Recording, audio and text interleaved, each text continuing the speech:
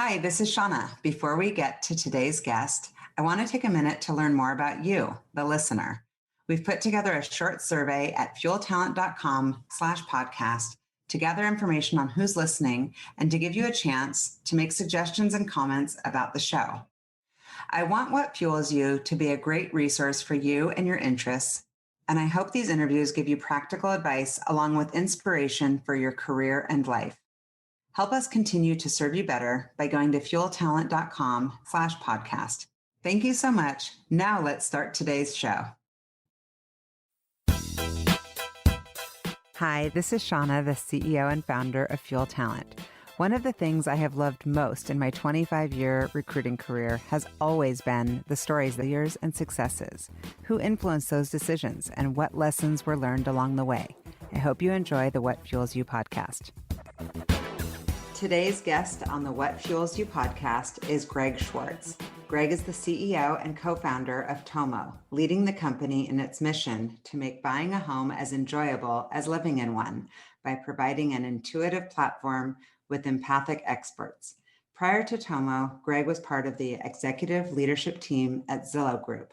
As president of media and marketplace, he led sales, business strategy, product development, and customer service across the company's premier agent, real estate, rental, mortgage, and new construction marketplaces. Before joining Zillow, Greg was VP of Advertising Sales at CNNMoney, served as the National Accounts Director for Yahoo's automotive and finance properties, and held multiple positions at DoubleClick. Greg has been named by Inman News as one of the 100 most influential real estate leaders and was named to Swanepoel Power 200. Currently, he is on the board of directors for Car Gurus and on the board of trustees for Hamilton College. When he's not in the office, you can find Greg tearing up the trails on his mountain bike or at the beach with his family. Welcome, Greg. So fun. Love seeing you. It's been too long. Great to be on with you. I know. Okay, I'm hitting you with some rapid fire. You ready? Yep. Okay, favorite U.S. president? Oh, Teddy Roosevelt. Nice. Quote that you live by? Own it. I like that. If there was a book written about your life, what would it be called? He put his all into it. What is the biggest misconception about you? Is there a misconception about me? I don't know. I'm curious. I don't know. Hey, I guess the biggest misconception is that just because of a job with a C in it, you're not a real person. You're not approachable. Yeah, I can see that. Well, I'm glad that we get to do this podcast because half of it, as I've told you, is to, I guess, demystify that part because everybody is so approachable. And when you just get them talking about their life, we all have shit. We all have fears and insecurities and obstacles and successes and challenges. So I love that part of the podcast where we just get to know people. I worked at I worked at at one of the big major media companies earlier in my career in New York, and it was a suit and tie kind of culture. And when a senior person, VP or whatever, walked down the hallway, people would stop talking. And I remember thinking how odd it was, like the trials and tribulations of a young internet kid like me, how odd and unnecessary and arbitrary that was. Yeah. So I try to fight that whenever it occurs. I totally agree. Okay. What's your biggest fear? Failure. I'm not surprised by that answer. And I think I know the answer to this one too, but mountains or beach? Mountains. Yeah. Because I know you had your pad in Whistler, big skier. Yeah. I close my eyes. I see mountains. Oh, that's your happy place? It is. Okay. If you were to buy an investment property right now, where would you buy it? Austin, Texas. It's blown up. It's insane. Hey, even with rising it, no, it's never too late. Even with rising it, you just got to follow population growth, because real estate ultimately in the long term is about population growth. Even with these high interest rates, mortgage rates, and constrained supply, Austin real estate average selling price went up last month when the rest of the country flattened out. So people still want to be there and they still want to buy a home.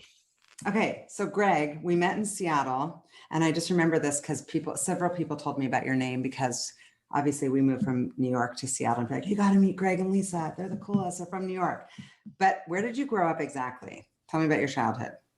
Okay, back to mom and dad. I grew up in Montreal in Canada, and I grew up speaking Fringlish, which is what Montrealers speak, half French, half English. And I went to school there. I did not play hockey. I was the one. I swam, so kind of pool related, and I went to school in the States because my future was always in New York City, the Big Apple. Closed my eyes and I saw that. And I went to little school in upstate New York, Hamilton College. And the biggest challenge for me going from Montreal to an East Coast college was I didn't speak English for a lot of words because I grew up speaking sentences half in French, half in English.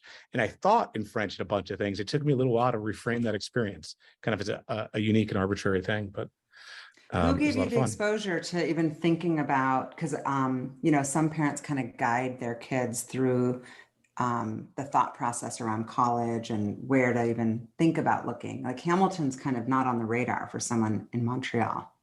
Yeah, there was usually one of us a year, or one of us every other year from Montreal. Hey, I'm the baby in the family. I had two older sisters, so I kind of followed their path. My older sister went to Hamilton before me and swam there as well. So I had a path, but dad certainly pushed us that way. He pushed you that way. So Yeah. where did your parents grow up? New York region. My dad grew up in Brooklyn and Bensonhurst, in a one-bedroom apartment, which I got to go to as a kid, and my mom in Valley Stream, Long Island, so down the train tracks. Oh, interesting. So how come they took you to Montreal?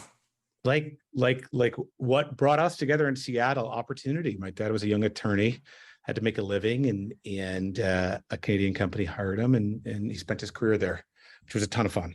Yeah.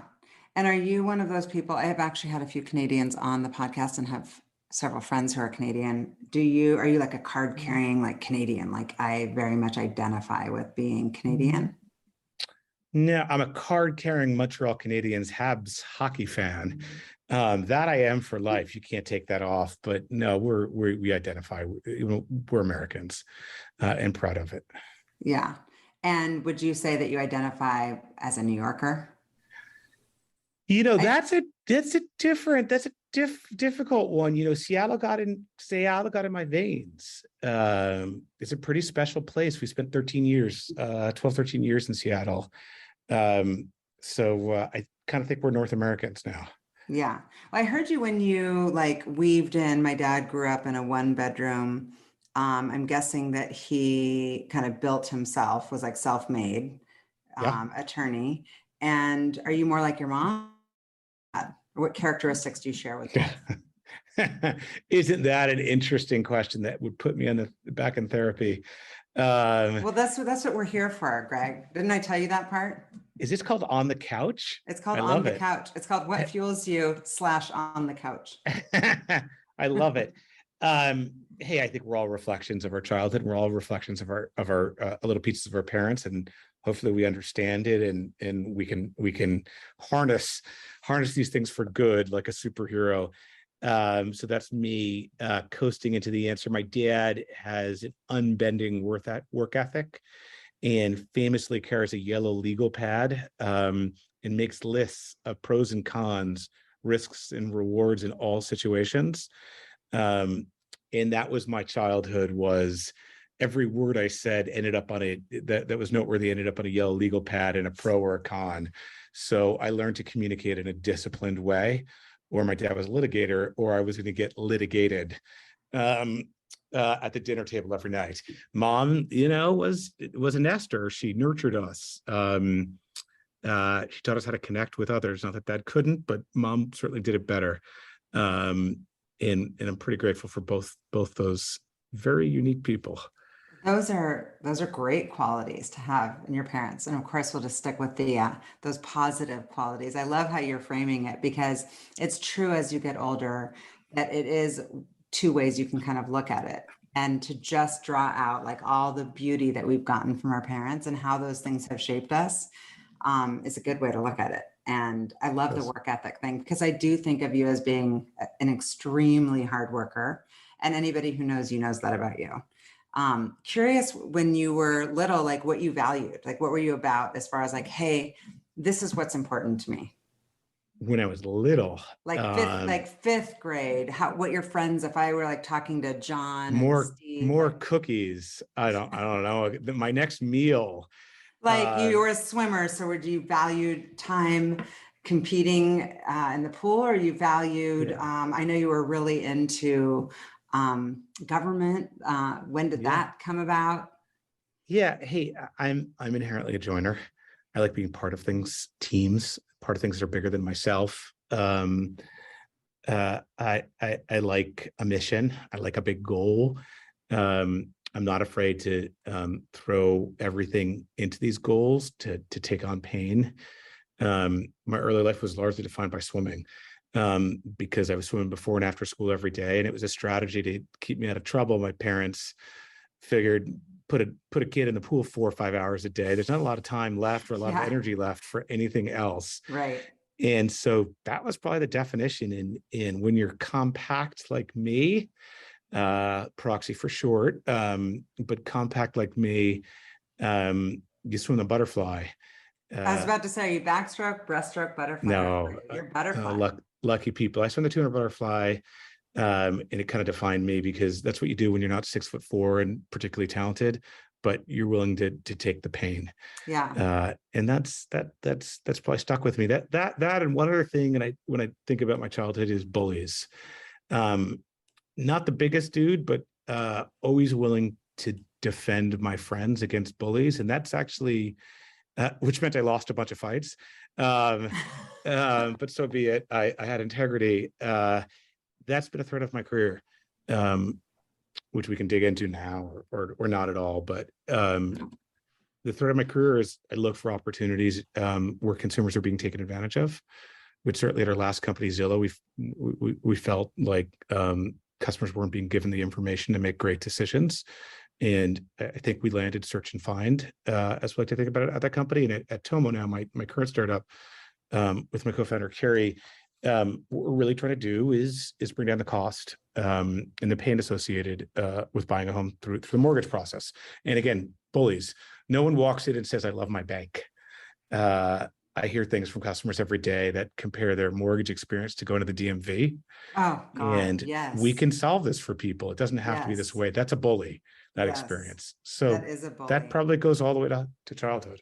I love that you're saying that you're the person who kind of stands up with integrity for things and that you've woven that through your career. I love that you're seeing that as a thread and that it helps you lead, where some people just see like, okay, this is what I'm doing with my business, versus seeing the why, and that you're doing it with such purpose, because that does help bring meaning to the and help you kind of find passion in what you're doing, versus just like, okay, we're going to work, we're making money, there's an ROI on what we're doing. It's super helpful, and I can't wait to get into it. We're going to get into it, but first, I do want to hear a little bit more about Hamilton, because when I was prepping for this and reading about you studying government, I was super curious. I was like, yes, Greg for president.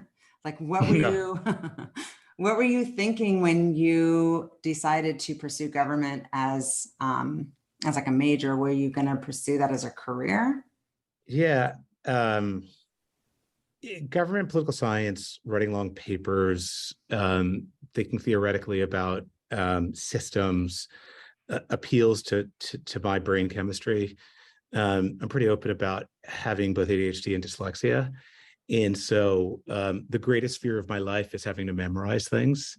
That was very difficult. So biology or chemistry, very, very difficult for someone that had a lot of trouble retaining information.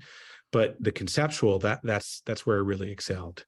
And so political science, government really appealed to me. Public policy really appealed to me. Being able to take complicated problems and think about the historical context for them, why they're present, and then creatively thinking about how to solve those problems.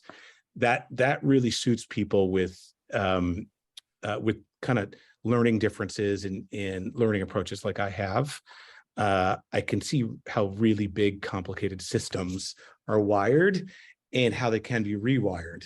Now, you just can't ask me for the name of everything Well, I was associated going to with say, it. because I have ADD also, probably like later in life diagnosed, which we can get into offline because otherwise we could Yeah, talk about that the rest of the hour. maybe we should. But I can't really concentrate long enough on like reading and writing. Like that seems like the counterintuitive what you're saying, like to write for a really long time, to sit and be still for that long is actually pretty hard for me. Yeah, yeah. That's Hey, interesting that you're able to do that. we each have a different interpretation. It's been the struggle of a career and a life. Yeah. Um, and I share this with my teammates and friends and people on things like this to try to tell them if they share it, it's okay. I got treatment for it with a terrific doctor in Seattle and really started to harness it. But even back in college, um, I learned that I have to be creative and write and do long form things in the mornings because Mm. this brain muscle is overclocking a little bit. And by the evenings, I'm not at my best. So traditionally, when do you do homework? Sitting in the library after dark, right? Doesn't work for people like me or you maybe. But if I could get to those things, intensity at 5:30, 6 a.m., when I first wake up, I'm in really great shape. Oh, But interesting. later in the afternoon, it's about connecting with people. It's about leisure. It's about friends. It's about family. It's not about quantitative analysis or really writing for me. That's like such an aha moment. That's so brilliant. I'm like, it's so Yeah. basic, but also so brilliant. I love that.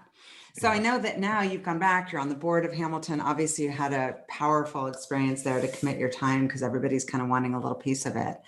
What advice would you give? You've got your kids pursuing. I know your older daughter is a junior. What Yep. advice are you giving her as far as like how to assess this whole process and how to think about college choices and majors? And since you're hiring so many people at Tomo, you've hired so many people at Zillow, does college matter? Does major choice matter? What's your advice there? Yeah. You know what free advice is worth? Often the cost of the admission. So I'm really careful about worked for me may not work for others, even on my own kid. Because hey, if I recommend something, she's probably going to do the I was going to opposite. say, yeah, she probably won't listen to this because my Yeah, kids don't listen. So let it yeah, rip because she will never hear yeah. it. So for her, I'll tell you this process of discovery that we're doing, but I can broaden it back out. Is um, we're taking her to visit small, medium, large schools, urban schools, suburban schools, and country schools, so she could start to pattern match first. How does she want to spend 3.5 or 4 years? See, I'm a proud dad. She'll get out in 3.5. Probably not. How does she want to spend her time? Where does she want to spend her time, and what does she want to study? And so we're asking those questions rather than trying to provide the answers, because I know what I provide isn't going to probably be the right thing. It was the right thing for me. Um, and I'm just going to try to run her through a disciplined process. Broadly, college, hey, different strokes for different folks. Zuck, Gates, a bunch of people have done just fine leaving school early, particularly Harvard early. Um, it was imperative for me to mature. I'm still working on the maturing part, but I needed those 4 years in school to learn how to, what Hamilton really taught me, and it changed my life, is it expanded a kid from Montreal. It expanded my view. I got to meet people from all over the place with very different contexts. Um, I got to learn to communicate. You can't get out of Hamilton without critical thinking, and to be able to give a public speech, persuasively speak.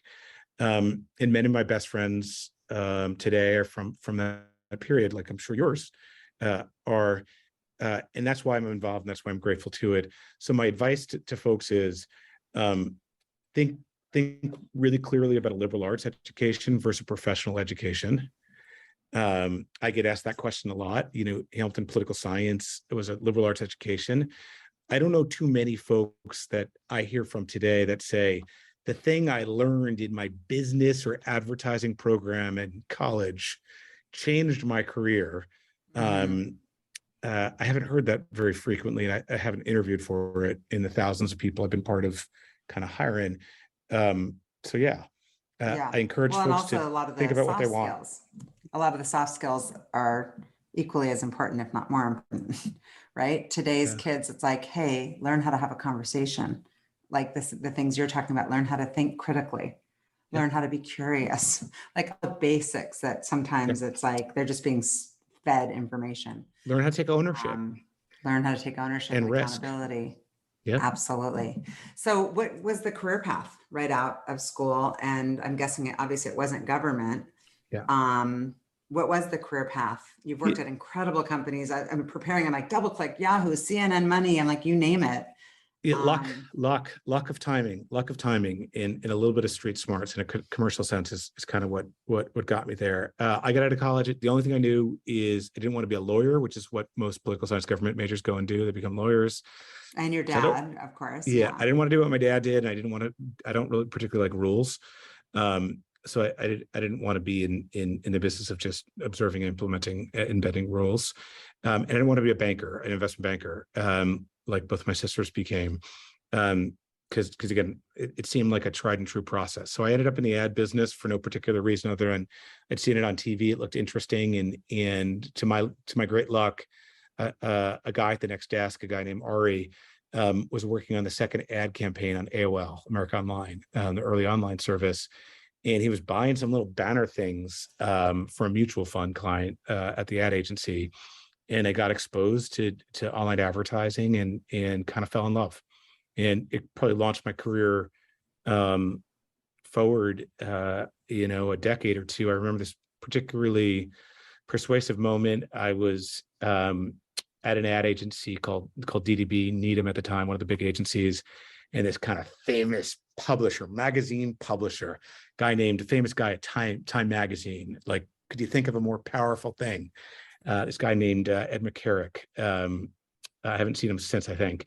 But this iconic publisher wearing a suit, Savile Row, British suit that probably cost more than my entire salary at the agency, came on in, and he was asking my opinion on the internet. And I think I was a media planner at the agency at the time, and I couldn't believe that this iconic executive wanted to know what little old me thought. And I realized I had to trade on that fact because that wouldn't last long. And so that's what launched my career into getting out of the ad business and repping other companies to going and working on a bunch of these startups. And DoubleClick, a great company, a definitive company, was my first. DoubleClick, when I worked in New York, was a client of mine. I mean, what a cool company. Yeah. Yeah. Cool company. Tell me about these companies. Like, as far as when you look back, we all have, I mean, now we're both, have had a little bit of a career. Let's just put it that way. Which of these companies between DoubleClick, Yahoo, CNNMoney, let's not get into Zillow yet, because that was such a long period, was, I guess, offered you the most personal and professional growth? And then separately, which of those companies are you taking little nuggets from the most when you think about the culture you're creating at Tomo? Yeah, a bunch of them. Hey, I had the luck. I was always looking for answers. And I was always convinced earlier in my career that someone must have a book. And the book must have all the answers. This is going to make you laugh, to career pathing, how you move forward, how you have a productive and successful career, and to business. And I was convinced someone was keeping these secrets from me. And it was disappointing to find out that there's not some secret path to follow in these careers. But I was lucky enough to meet some mentors. And at DoubleClick, I worked for someone that's still a friend and involved in this company, Tomo, on our board today, Wenda Millard, who's one of the earliest and most prominent women media executives, and just a world-class executive.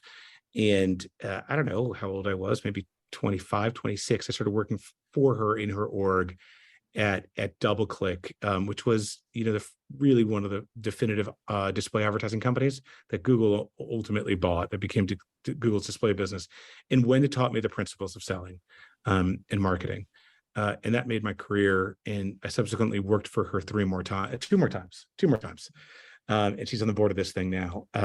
So finding a mentor, and the right mentor was pretty fundamental. Yeah. And tell me about that mentor experience. Was that, because I always refer to this woman in New York who actually was texting earlier today. I always say, well, Terry's my mentor, but we never had a formal conversation about it. It was never like, hey, will you be, I've heard conversations that other people have had, will you be my mentor? Or where it's a formal thing. It was just that she recognized talent in you, you recognized talent in her, and you were like, I'm no dummy. I'm gonna like get more of that. And she was like, I'm no dummy. I'm going to get more of that. Like it just kind of organically and authentically happened, right? Or did you guys have a conversation? Yeah. Hey, that nowadays I would probably have a conversation like that, and I would be, or folks would be better for it. Back then, I didn't have the emotional, I think, range or EQ to have a conversation like that.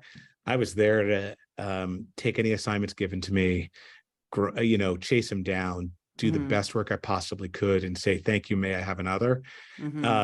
And that just ended up, starting at DoubleClick, going to Ziff Davis, then eventually Yahoo together. Ziff Davis was another client of mine, by the way. That's so wow. crazy. We probably overlapped. And we didn't know each other. We were probably in the same hallways. We probably bumped into each other and got a coffee. We should have. Yeah, no, Wenda had stringent standards and a way of doing business, which she shared to many of us. There are a whole bunch of, she had a massive amount of impact on a lot of us in the New York internet community. And as long as you kept your head down and did your assignments, you kept on going, because she was a rocket ship. Were people scared of her? Sure, you should be. Yeah. My favorite line, I can still hear this in my head. And every time I write a memo or a board memo, I still hear her in my head. Greg, it's harder to say less than more. How about you try that? And I got that line once and only once. And it taught me the value of brevity in business writing. There's a whole fistful of those from Wenda. One of my other favorite Wenda-isms is, DoubleClick was working with publishers, the big publishers at the time, and the big agencies. So one of her favorite things is we'd go to a big industry event, and she would go to effectively the center door where everyone was walking in, and she'd stand at the door, turn around, and shake everybody's hands as if she was the chair or running the event. And everyone would think she was running the event. And so forever after, I've done that for years and years and years. I go to events and I stand at the front door and just shake people's hands and say, hey, I'm Greg, welcome to the event. Hey, I'm Greg, the CEO of Tomo, welcome to the event. I'm so thrilled to get to know you. And people will be like, hand you their business card or whatever it may be, give you a hug, give you a high five. That takes a lot of chutzpah. That takes a lot of chutzpah. I love that. Yeah. I love that. That's amazing. Yeah. Is there a company that you would, I guess, recommend the most, or is it just her that you would recommend the most? Like if she hadn't been there, where would you be like, without her, I would just work at this company for sure? Yeah, companies are temporal, because companies are about the people. They're really not about the machine, at least in what we do. They're not about the machinery or the factory. I don't make cars, right? I'm not in the research business, in the medical pharma research business, like some of our friends. We don't have any patents of note like you do in pharma. We have some patents in technology, though.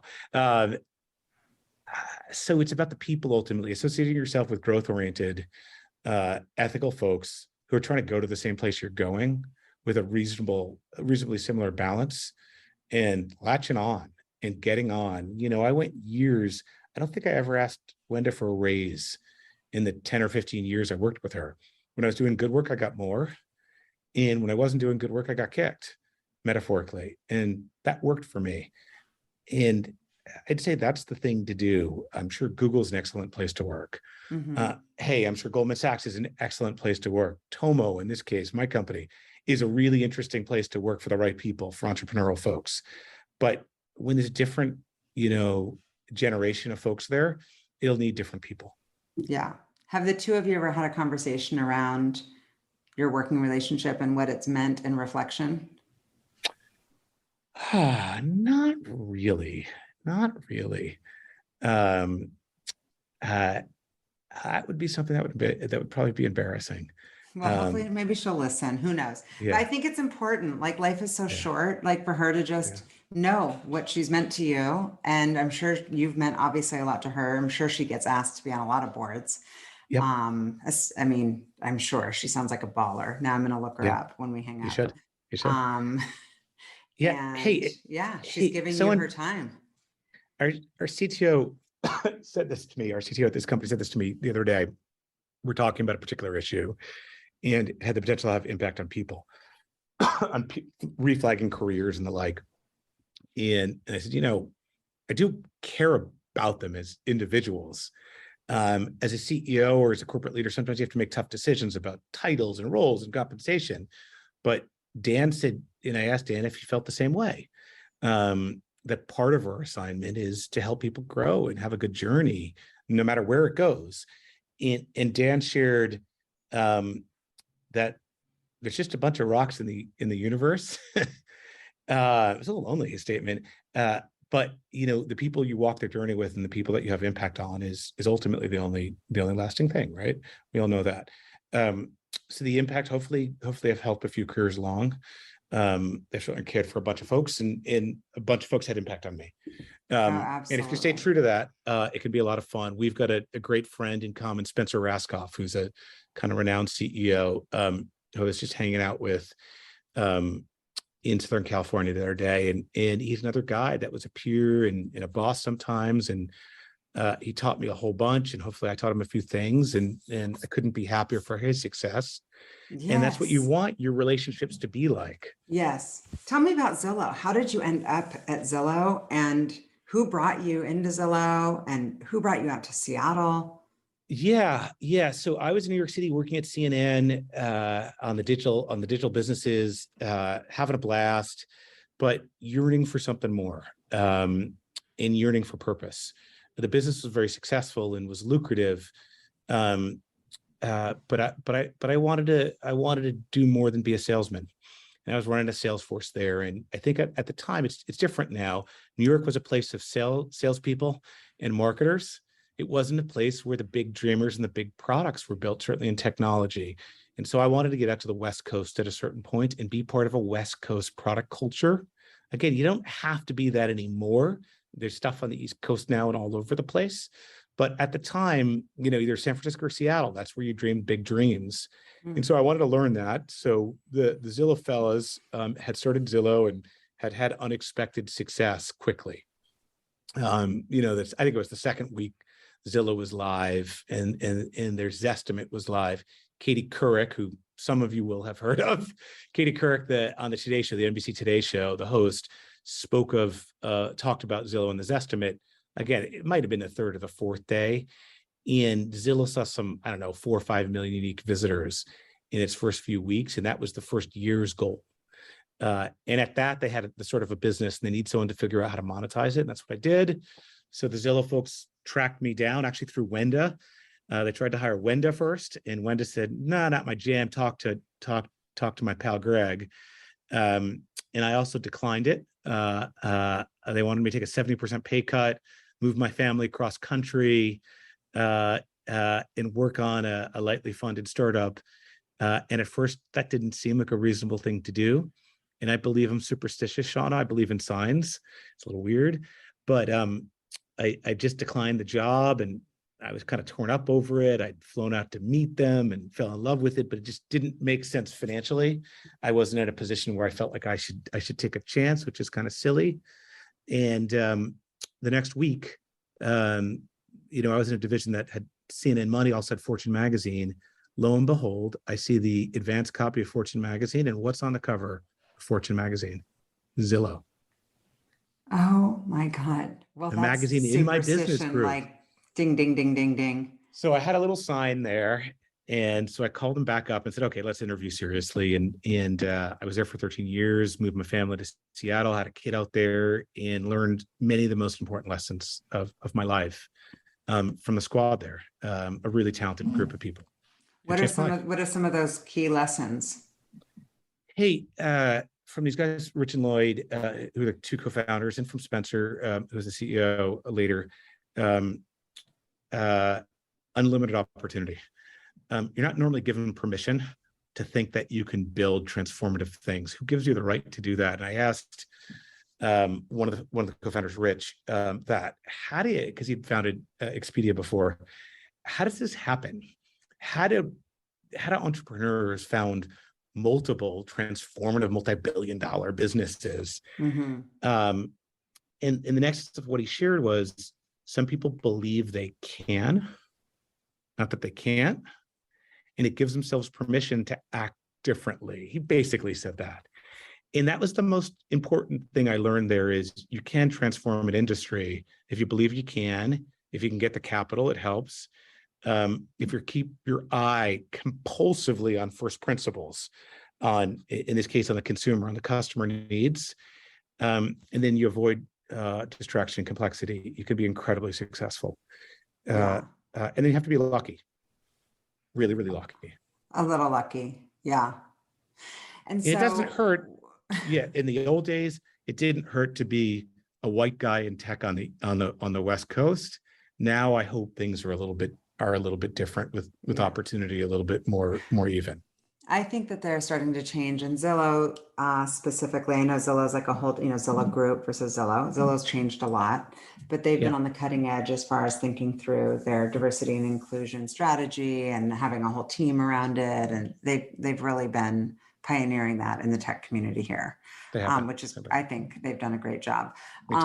What do you think makes Seattle unique, as far as just a special place that left a mark on you and your family, but also unique as far as why so many unicorns come out of this place and why it's a unique place to build a real estate tech company?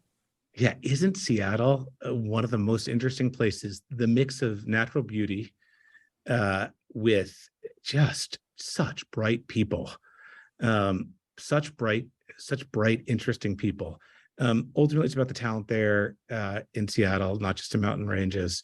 And maybe the rain has something to do with it, or the fogginess has something to do with it. It focuses people on their work.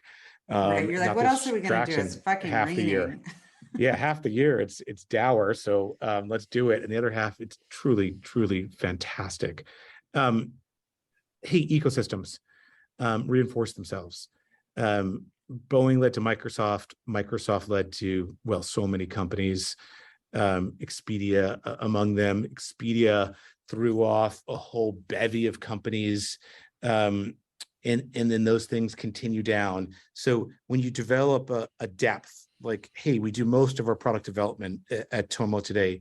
The product development team is headquartered out of Seattle. I kind of wouldn't dream of hiring product development folks that weren't in Seattle. There are other camps. Austin's got a good community. Certainly there's some talent in San Francisco. There's talent everywhere.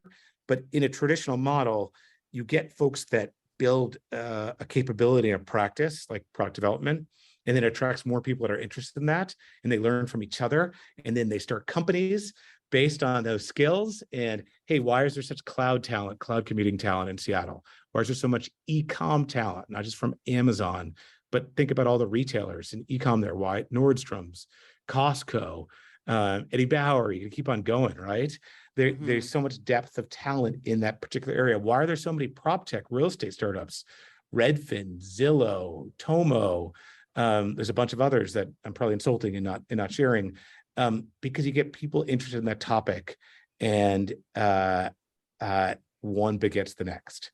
Yeah. And so we think lots about ecosystems, and that drove it, I think. Yeah. And so, you were there a little over 13 years, right? You had so many different roles: sales, president of media and marketplace. I mean, there's been so many iterations and growth and different things that Zillow has covered. Zillow is like the name when you think of all things real estate. It's just kind of been this mega company. It's just been nuts what they've been able to build. And so I'm sure it was a little scary to leave, right? Were you scared, or was there, like, how long were you kind of thinking about it, and to leave in the pandemic, right? Yeah, I left right before the pandemic, admittedly, right before it. Hey, the thing about Zillow, for not just for me, for many of my teammates, was it was very personal. It was ours. And that's a really important notion of success in startups and in companies, is when it becomes personal, people will do a lot more for it and treat it in a different way. And so it wasn't mine. It wasn't the founders. It wasn't it was not my friend Amy Bodinsky, who I know you know well, Amy's company, or COO, CMO. It was all of ours. And that really drove it. And there was a certain point where I was tired of having the same conversations with the same people and the same arguments with the same people year after year, 13 years in. And there was a time when there were other people who were better suited to doing the thing I was doing. And I've never driven a career via fear. And if you're a little bit fearless, so less fear, not no fear, if you're a little fearless, then you can look at yourself and say, you know what? My time's come. It's time for someone else to grab the reins on this thing. Let's see if they can do better than I can. Hopefully you're a gracious person and you actually wish them the best. Now the team after me grew the company tremendously. We did pretty well with it. They've added a whole lot of income to the company since my day. So they've proven that they can manage what was next. But it wasn't fun for me any longer. And hey, we've had the graciousness of our careers during this time of abundance is there's always been a job around the corner, one way or the other, if you're willing to go in and work for it. And so if you're not having fun, if you're not achieving your goals, whether it be monetary goals, safety, money, growth, curiosity, team, people, whatever it is that you're driven by, then go find the next thing. And that was time for me. Well, I remember speaking to you around that time and and talking to you and you were like, hey, I do remember actually it was before the pandemic. And you were like, yeah, I'm going to take a sabbatical. I'm going to take some time. And I'm like, and then it was like, poof. And then all of a sudden it was like, yeah, I'm starting a company. It was like Tomo. And then it wasn't just like, oh yeah, I'm starting a company. It was like, I raised a shit ton of money. I mean, you just like go big or go home, like Greg style. This guy's here to play. Like, what is we're not messing up with around. that? This guy's not here to mess around. So hey, you start the company in 2020 during a pandemic. I want to hear about that. What was the original idea? I know you started it with your co-founder, Carrie. Did you guys just say, hey, we want to start a company together? Or did you have an idea and then you went to go find somebody to go start that idea with? Like what came in what order? Yeah, isn't it odd how things come together? We were both leaving Zillow at the same time. There's a whole kind of generation of folks leaving, which happens at companies. Companies do different things and people need different things. And Carrie and I started, Carrie's the best operator I've ever worked with. I'm a bit conceptual, which is kind. I'm a bit conceptual in maybe pretty high EQ. Carrie's pretty high IQ. Which isn't a bad thing to be in just a terrific operator. We started hanging out in this coffee shop. I wish I remember the name, in Capitol Hill. It's all about bikes. It's a bike coffee shop. Which one you're talking about. It's right on 10th, and I know exactly what you're talking about. Precisely. It's this really cool bike coffee shop. Yes. It's right around the corner from where we used to record. Exactly. Oh, God. Exactly. It's off Madison Street there. Yes. And I think it was at a time they weren't selling a lot of bikes, maybe. They didn't put the heat on very much in there, but we were in the winter, in our puffies, shivering, just talking about what really bugged us that we wanted to fix. And I like to say it was more than that. My original idea, which Carrie points out frequently, was pretty crappy, was I'm really into music, and I wanted to restart fan clubs. Like fan clubs from the 1980s where you'd buy into a band's fan club and, be part of something. That didn't last the test of time. And we kept coming back to housing. We kept coming back to the incomplete business. At Zillow, I really think about, we fix search and find, how you search and find a home. But the real estate transaction is not much different than it was 35 years ago. You can use a digital signature, maybe DocuSign. Bravo. It's actually a pretty good innovation, but it hasn't taken the pain or the time or the expense out of the real estate transaction process. People always tell me they feel like they got a second job when they're buying a house. They feel like they're out of control. They feel pain, and sometimes they feel shame. Those are very powerful human emotions. And if you could address powerful human emotions in a business and a product like that, you can build something that's very valuable. And what we don't lack for is ambition. Our intention is to build a multi-generational brand and company that we're proud and our teammates are proud of, that does good, that makes the home buying process much faster by giving control to folks, to home buyers, and much less expensive. And if we can do that, we can build something of great value. We've chosen to start with becoming a digital mortgage company. And ultimately, our mission is to do what is done in 30 or 40 days, that's getting approved for a mortgage, to do it in 30 or 40 seconds. And we're tell me well on the exactly path. how that works and what's the business model? Yeah, the business model is Like pretend I'm buying a house today. I'm like, hey, yeah. Greg, it's me. How do I use Tomo? I'm buying my investment property in Austin. Yeah, would love to help you do that, by the way. Okay. We do a lot of now that in what do we do? Austin. So let's just pretend. Here we are. I'm on the phone with you. Hey, What do we do either now? you found us in Google or your real estate agent recommended us, or you saw some editorial and it mentioned Tomo, a mortgage company. You went to hellotomo.com. Isn't that a cute URL? Hellotomo.com. Okay.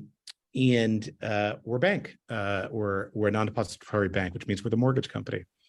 In 4 or 5 minutes, you've connected your accounts. You've told us who you are, where you work. You've connected your accounts. You didn't have to upload any statements, no paper at all. You didn't have to take photos. You didn't have to have that big manila folder of your entire life, all your pay stubs. You just connected your accounts to us dynamically. We have the use is just for this one use. And within 4 or 5 minutes, we were able to tell you how much we could pre-approve you for. And in a few short weeks, we'll actually pass that through an underwriting model. So you can go out and search for homes and make offers with basically a certificate. It's PDF, but a certificate from Tomo that says, I'm pre-approved to spend up to $750,000 to buy a home. And I've been underwritten. So as long as this home appraises, I'm good to go. I can make offers with great confidence. So what information is in there? What am I putting in? Yeah. Hey, it's the standard stuff. So you're telling us where you work. That's in a form.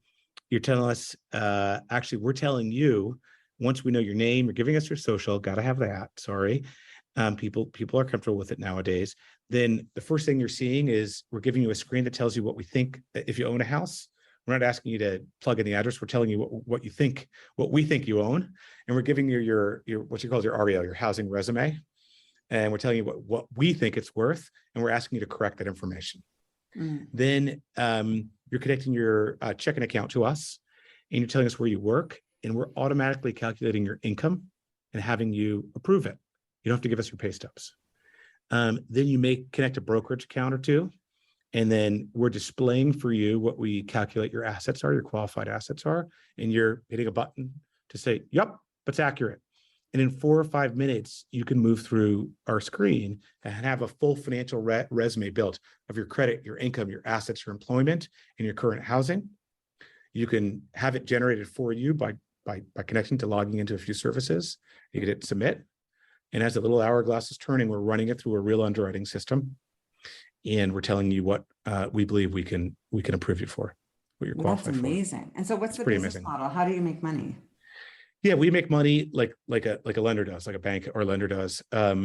We underwrite and fund the mortgage for you when it's time to go.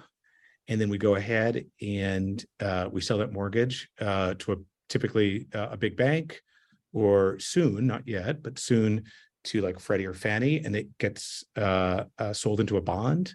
And we get paid when we do that mortgage. That's kind of a complicated explanation. But no, but that makes sense. That makes sense. I think the transparency is helpful. Just understand how it all works. And you've raised how much so far? We've raised $110 million of venture capital. The market's been gracious to us. $70 million basically in our seed round, which was embarrassingly the largest seed round in U.S. history. Yeah, I remember reading that, and including from Zillow's founder, right? Yeah, including from Spencer Raskoff, one of the Zillow founders, and was our CEO, and a lot of other great investors and friends, and a bunch of the Seattle community. Great investors like Dan Levitan. I hope it's okay that I'm mentioning his name. Ted Ackerley. Dan was on the podcast. He's amazing. Terrific supporters. Yeah, a bunch of great Seattle and national and global investors got into it because they see the big, massive opportunity to solve housing. And even in this housing reset, because there's a bit of a reset, there's a big, massive $1 trillion plus opportunity for us. Yeah. And so are there other people attempting to do this? Of course. Tell me who they are and what sets you apart. Yeah. It's hard, that's an interesting question, the old competitive question. Rocket Mortgage, the largest mortgage company in the land, led by some really tough, really bright folks in Detroit. Jay Farner, the CEO, is a guy I know and respect. We do a different thing than they do. We don't do refis. We've never done a refi. We just do purchase mortgages. We love partnering with real estate agents or doing them directly with customers, and that's our one thing. We think we're the best at doing purchase mortgages, and they're hard, and they're less profitable, but it's a massive, stable business. Again, it's not going anywhere. And so who are you selling into? Are you selling into like your employees? I know you're hiring and you're growing. I'd love to know what types of people you're looking at in case anybody's listening and looking for a job or knows somebody that could be good for you. But if you're hiring people that are trying to help you build the business, are they selling into real estate brokers to try to create partnerships? Yeah, there's a team of business development folks that work with real estate agents, and it's a very regulated category, so they're very carefully advocating for what we can do for home buyers, and educating. And then there's a whole team of salespeople, loan officers, and SDR, sales development representatives, who work with actual consumers to go ahead and help advise them and get them into the right loan product. And that's a full-time gig. There's about 125 of us today. We're hiring again. We've got our feet under us. We kind of took a step back, wanted to see where the housing market was going to be, and it's to a degree stabilized, to the degree that we're back to growing. Marketers, software engineers, product folks, loan officers, sales development reps, SDRs. The full gamut. Yeah. And you mentioned your mentor / friend that as far as one of your board members. Tell me about working with a board. I know that you've obviously held leadership positions, a little bit different, having your feet to the fire as a CEO. How do you look at the role of the board and your role as a CEO as it relates to your board? What makes a good board? Yeah, what makes a good board is an interesting thing. It's a magic thing. It's a thing of art, not science. I'm also on a public company board, largest used car marketplace, Car Gurus in Boston, and I'm on some nonprofit stuff. So I've got a perch and an opinion. Board members aren't there to run the company. They're there to hold the leadership team accountable to a strategic plan and to ethical operations. And so great board members probe and question and advise in a pretty interesting, sometimes in a soothing way, sometimes in an on the couch way. I've got certain board members that take me on the couch from time to time. And then others that poke and prod and try to make sure that you're opening your eyes wide enough. What great board members do is they start to pattern match better than the management within a company can. We're so focused every day on our business, our customers, our partners, our vendors, whatever it may be, our community, that we often don't have the time to see what's happening at 10 or 20 or 30 or 40 companies intimately. And venture capitalists, we've got a few investors on the board, have that pattern matching ability. And that's really, really handy. Does that make sense? And also hopefully handy if they've got industry knowledge and networks that they can help with introductions or partnerships or anything like that. And also, do you think of it as far as when you're putting together a board or you're thinking of a board? I've had CEOs say, I want them to be by my side through the good times and the bad, and that they're kind of have that ride or die mentality, not just, or that we're like-minded around creating solid company, not just thinking about growth at the expense of building a solid business. Just all those different ways of thinking about it. And then separately, I've had CEOs talk about like gaps in their board. Like, hey, I don't really have somebody who's really good at thinking about culture. I need somebody who's good at that. Yep. From time to time, you need specific board members who have specific areas of expertise to push and prod. And that can be really, really handy. I think of an iconic board member. There is, on the Zillow board, there's an iconic board member, a guy named Bill Gurley, who's now famous. Yes. A little famous from Infamous, the Uber, Uber TV show. one of the most effective board members I've ever encountered. Taught me, and I think my peers at Zillow, more about product in marketing than anyone I've ever met. And wasn't always gentle or genteel about it. Pushed and prod, but did it from a place of commitment. And I'll take any input from a board member or anyone else if it's coming from a place of commitment to our success. That's really cool. And so I think when I'm on a board, when I look at my board members or when I'm on a board myself, I kind of visualize, believe it or not, Bill, as somewhat of an iconic example. Only open your mouth in a board meeting, not to speak or not to hear yourself speak, but when you think you can contribute something, or when you hear something wrong being done or being thought, you have to take action. But that's probably the commonality to it. Yeah, you want to be aligned on goals, but I'd very rarely seen board members misaligned on goals if they were investing in their relationships. Yeah. Like any other relationship, right? Yes, absolutely. And so how have you thought about, I know that you live your life, and prepping for this, I read so many things that I didn't know about you that, Oh, wow. Thank you. that I was really excited about. And I'm like, I want to be like, oh, I want to be more like that, but I know myself well enough to know, like, just the intention you set around kind of the thing that I read, that you're like set time around like half hour. These are the things that I'm going to get accomplished this day, or waking up and meditating, just being kind of structured, I guess, about how your time. I'm not great about that. So let's put that aside for a second.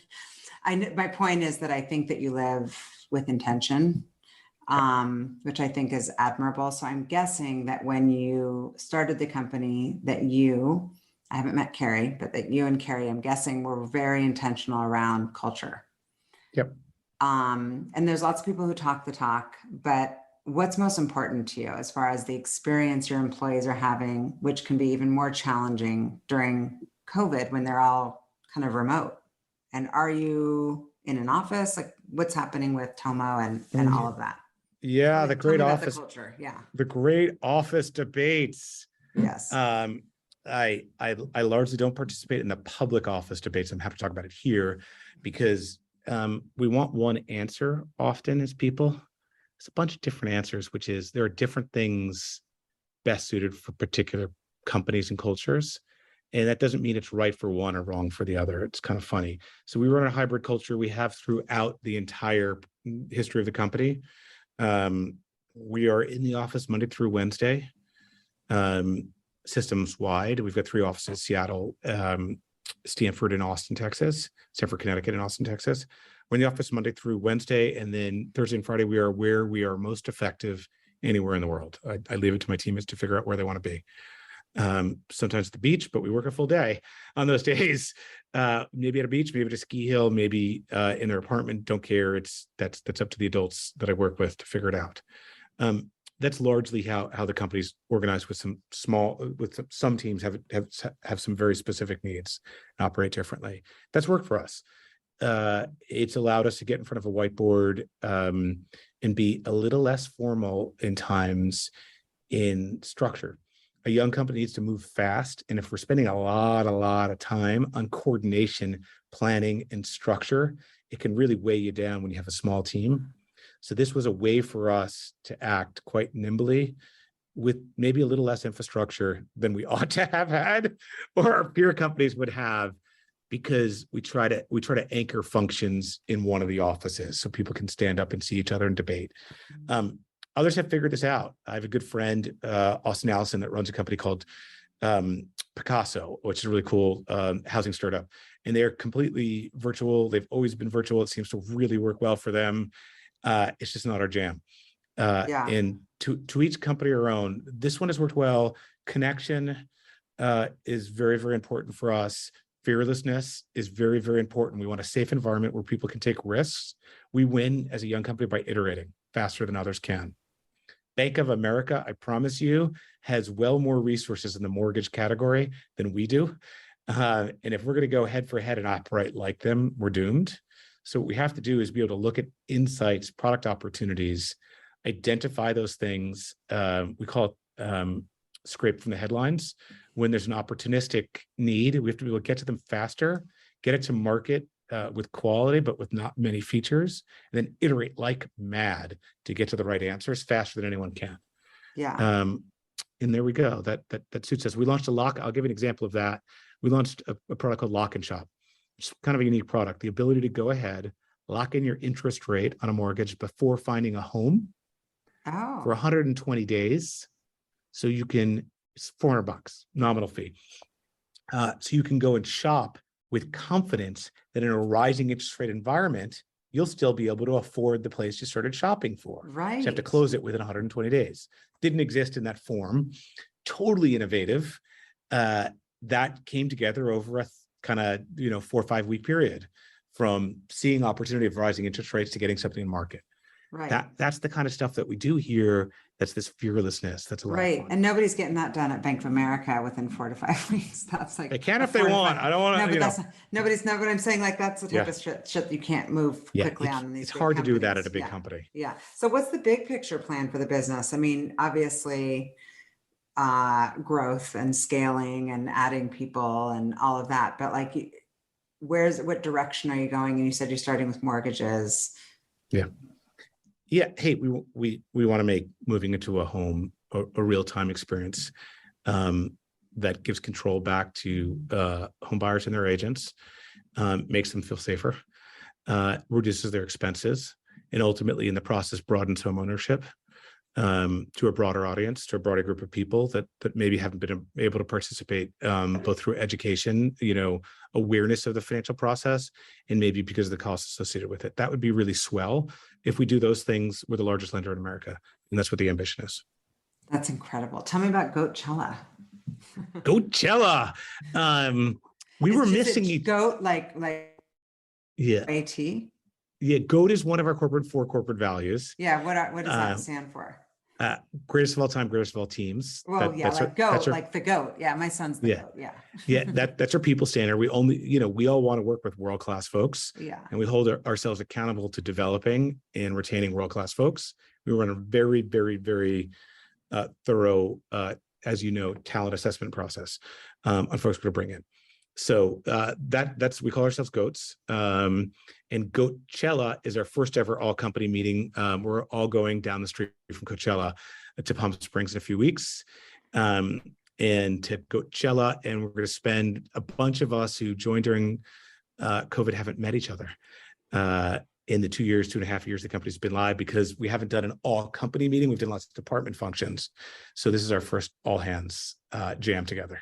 That's going to be amazing. Super fun. I love that. And you're the best CEO. I think I can just totally picture you just standing at the front, shaking hands, like greeting everybody. It's going to be a big party. I love that.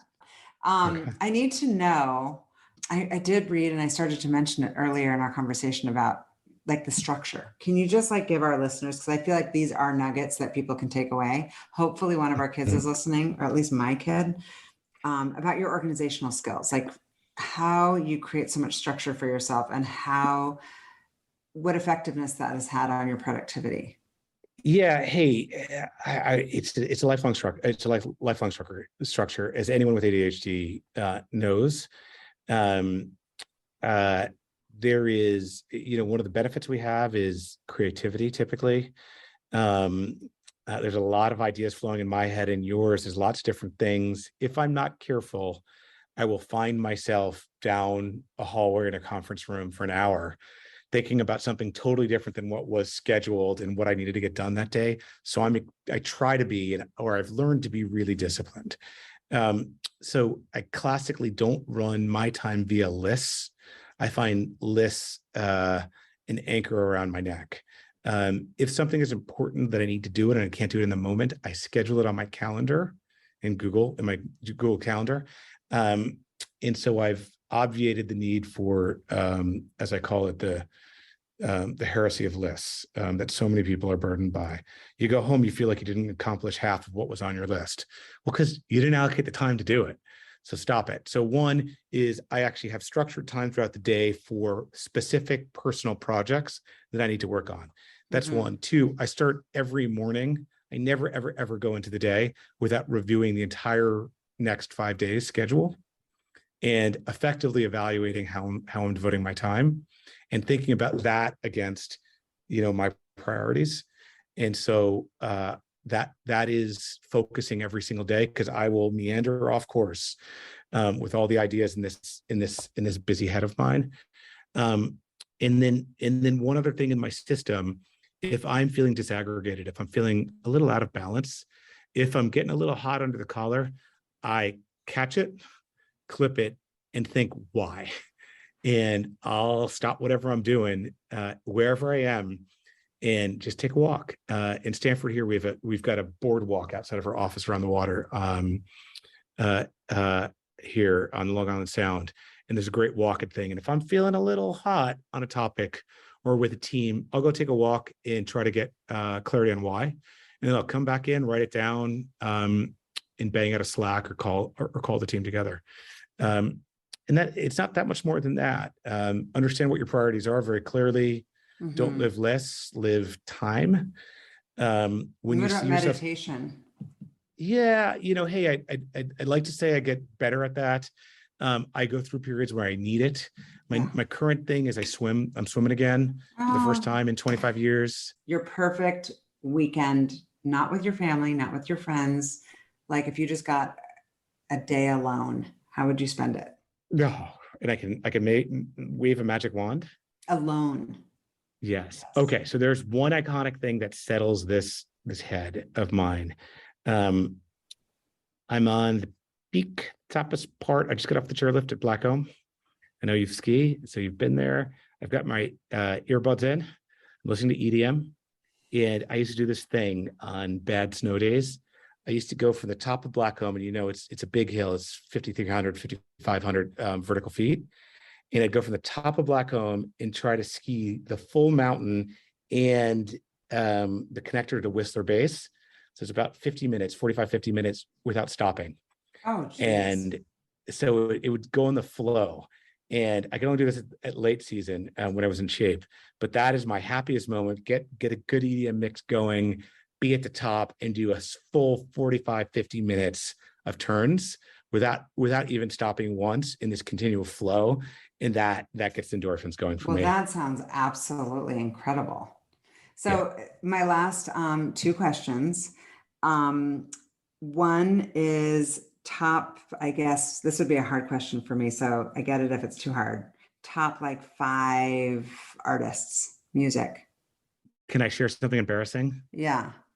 Don't you know say what I became Britney this week? Spears or something weird. What? I'm a Swiftie.